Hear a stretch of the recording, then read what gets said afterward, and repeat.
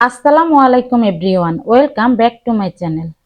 আমার আজকের রেসিপি নরম তুলতুলে ও আধুনিক এবং সহজ রেসিপিতে চিতই পিঠা তৈরি।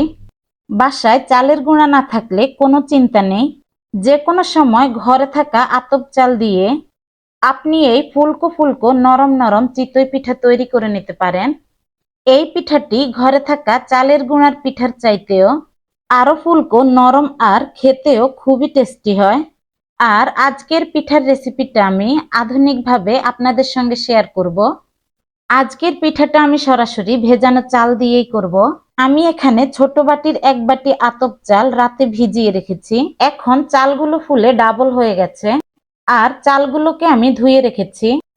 একটা ব্লেন্ডারের জারে নিয়ে নিয়েছি হাফ কাপ সাদা ভাত, সাথে দিয়ে দিচ্ছি ভেজানো আতপ চালগুলো।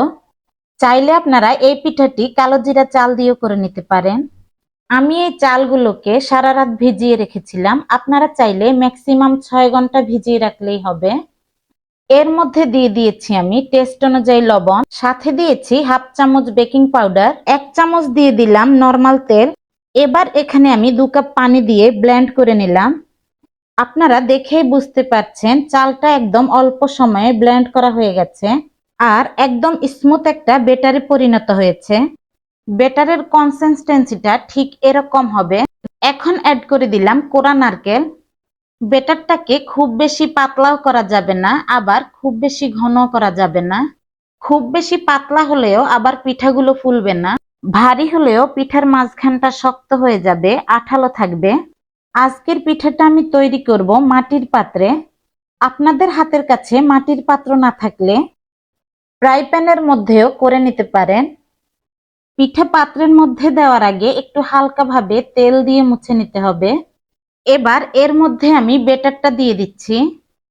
অবশ্যই বেটারটা একটা চামচ দিয়ে অথবা কাপের মাপ করে দিতে হবে, এতে করে পিঠাটা সমান মাপের হবে আর কি।